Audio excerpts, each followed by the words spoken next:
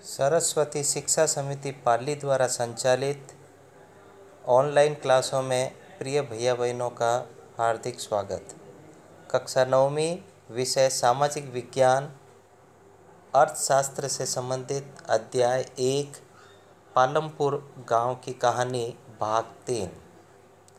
पूर्व के कालांशों में हमने खेती के बारे में ही जाना था।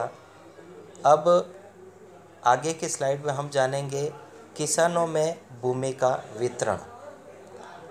खेती के लिए भूमि बहुत महत्वपूर्ण है, लेकिन पालमपुर के किसानों के पास खेती के लिए पर्याप्त भूमि नहीं थी। पालमपुर गांव में 150 परिवारों में से लगभग 150 परिवारों के पास खेती के लिए भूमि नहीं थी, और उनके पास भूमि थी वह भी छोटे छोटे भूखंडों में विभाजित थी, जिससे कृषि करने के लिए समस्या उत्पन्न होती थी। किसानों के पास भूमि के लिए छोटे छोटे टुकड़े होने के कारण कृषि करने में समस्या उत्पन्न हुई और पर्याप्त उत्पादन भी नहीं हो रहा था, जिसके कारण खेती के अलावा अन्य समय में उन्हें दूसरा कार्य करना पड़ता था, अर्थात मजदूरी करने के लिए जाना पड़ता था।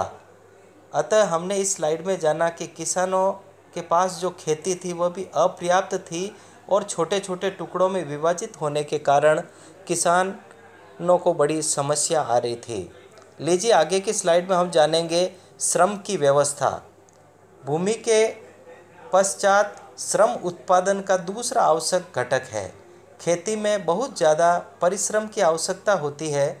छोटे किसान अपने परिवारों के साथ अपने खेतों में स्वयं काम करते हैं। इस तरह से खेती के लिए आवश्यक श्रम की व्यवस्था स्वयं ही किसान करते थे। खेतों में काम करने के लिए श्रमिक या तो भूमिहीन किसानों से आते हैं या बहुत छोटे प्लांटों में खेती करने वाले परिवारों से आते हैं।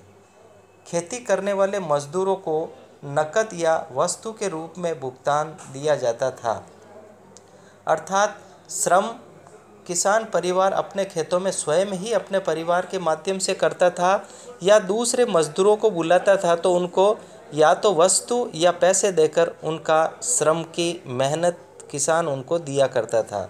लीजिए आगे की स्लाइड में जानेंगे कृषि के लिए पूंजी, अर्थात खेती करने के लिए किसान पूंजी की व्यवस्था कहाँ से करता था।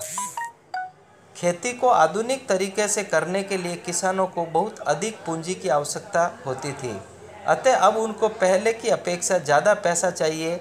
इस हेतु छोटे किसानों को अधिक पूंजी की व्यवस्था करने के लिए पैसा उधार लेना पड़ता है। वे पूंजी या तो बड़े किसानों से या गांव के साहूकारों से या व्यापारियों से कर्ज लेते थे। ऐसे कार्यों पर ब्याज की दर बहुत ऊंची होती थी। कर्ज चुकाने के लिए किसानों को बहुत अधिक कष्ट भी सहने पड़ते थे, अर्थात पूंजी की व्यवस्था किसान करने के लिए बहुत ऊंची ब्याज दर व्यापारियों से या बड़े साहूकारों से लेने के लिए उनको ब्याज दर चुकानी पड़ती थी। आइए आगे की स्लाइड में, आज के लिए इतना काफ़ी है। कुछ प्रश्न दिए हैं, प्रिय भैया बहन अपनी कॉपियों में करेंगे। पालमपुर के किसानों के पास भूमि का वितरण किस प्रकार का था। दूसरा प्रश्न, किसानों के लिए ऋण की व्यवस्था कौन कौन करते थे। तीसरा प्रश्न, श्रम शक्ति से क्या आशय है। चौथा प्रश्न, वस्तु विनिमय किसे कहते हैं।